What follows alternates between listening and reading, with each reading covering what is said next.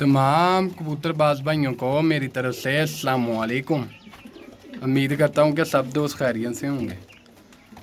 लो जनाबे आलिया माशाल्लाह शौक करो 17 बच्चे परवाजी पट्ठिया पट्ठे मिक्स है गए। टोटल ये 17 पीस आ। 17 के 17 ही मिलने। लोकेशन मेरी फैसलाबाद आ। नाम मेरा मोहम्मद शाह दा। कारगोहाल पाकिस्तान। उसके अलावा चार्जर होंगे। शौक कर लो किसी किस्म का किसी बच्चे च फाल नहीं है। शौक करते जाओ। रेट इन्हों का मुनासब आ बिल्कुल 400 रुपये पर पीस। शौक कर लो। माशाल्लाह क्रासा च बने हुए हैं। कोई सियालकोटी क्रास चा, कोई टैडी क्रास चा, कोई गोल्डन क्रास है। यानी कि इद्दे क्रास है।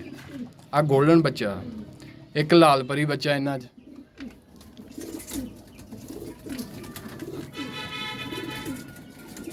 ओ सामने आ गया। ओ देखो तीसरा नंबर। 3 पीस इन्हों च रामपुरी है क्रास। एक सामने आ गया।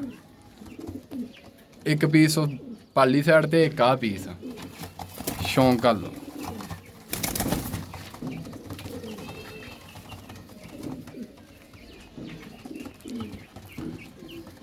तो जिन्होंने भाइयों ने मेरा यूट्यूब चैनल सबसक्राइब किया वह भी कर लें। नाल ही बैल का बटन आ भी नोटिफिकेशन ऑन कर लो ताकि मैं जी नवी वीडियो लावा तुहानू आसानी ना मिल सके।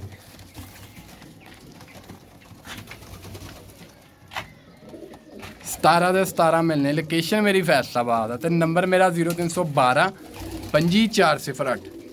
यही कॉल नंबर है, यही व्हाट्सअप नंबर है। चाहे मेरे नाल व्हाट्सअप पर रबता कर लो, चाहे कॉल पर कर लो।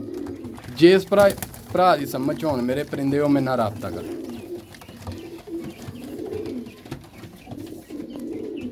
बिल्कुल स्लो मोशन आ तुहानू शौक करा देना कल्ले कल्ले पीस का कि वादे शौक हो जाए। तो नाम मेरा मोहम्मद शाह का। कारगोहाल पाकिस्तान। उसके अलावा चार्जर हूँ। लोकेशन अपनी फैसलाबाद।